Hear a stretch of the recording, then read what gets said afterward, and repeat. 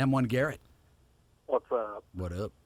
So, when I was 16, about 6 years ago, my family and I went to Belize, Mexico, or right outside of Mexico, and got picked up from the airport from some stranger. 3-hour drive into the middle of the jungle to our resort, right? Well, during the whole drive, he was completely intoxicated. He was dodging cars left and right. A stranger? Wait a minute. Did you say a stranger? Correct. Well, do you mean this guy was picking up to our resort in the middle of the jungle. Okay, he was a stranger, but he was also like a shuttle driver? Correct. Got it. For that resort. But Lauren? Well, I was in Hawaii by myself on a little road trip. That's weird. Yeah. And people hitchhike all over the place there, I noticed. And so I'm really super cautious usually. Yeah. But for some reason, I kind of let my guard down. I started talking to this guy outside of a church. I don't know why I started talking to him. He had long, gray, frizzy hair, no shirt on, smelled like patchouli and God knows what. Just your type. Yeah, Yeah. perfect for you. Right. I'm going, yes? She's like, so I made a sandwich out of it. He calls me over and he's telling me that I have angel energy and there's angels all around me and there's angels and demons in this world and I'm surrounded by angels, and then he hands me his business card to legitimize himself and he's like, angel specialist on the card. Okay.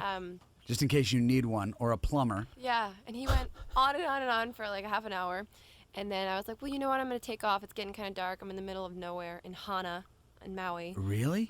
Yeah, and he's like, well, you know, let's go in the little cafe and we'll get a bite together. I was like, you know what, actually, I'm going to grab something and take it back to my hotel. Thanks anyway. And he's like, well, if you're going somewhere, I could use a ride. And I don't know what came over me. I didn't know how to get out of it, so I was like, sure.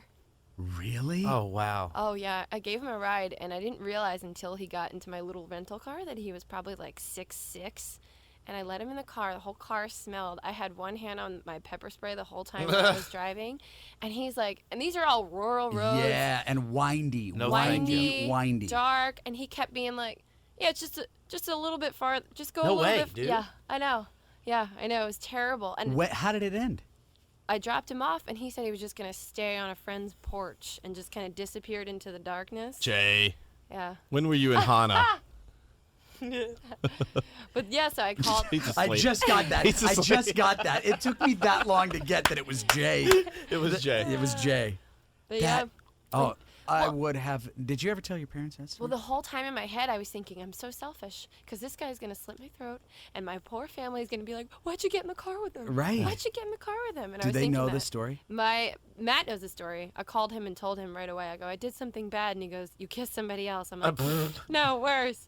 So I told him the story, and then 2 weeks later, I was on the other side of the island. Did he really say you kissed somebody else? Yeah, he asked me that. You're like, yeah, but that's not the That's not story. what I'm That's not talking why I'm about. calling you, though. No, but I saw him on the other side of the complete other side of the island, like 2 weeks later, hitchhiking on the side of the road. I was like, oh my gosh, yeah, Whoa. Wow. really stupid. Don't ever do that, Yeah, ladies. that freaked me out just hearing it. I know. M1 Fox.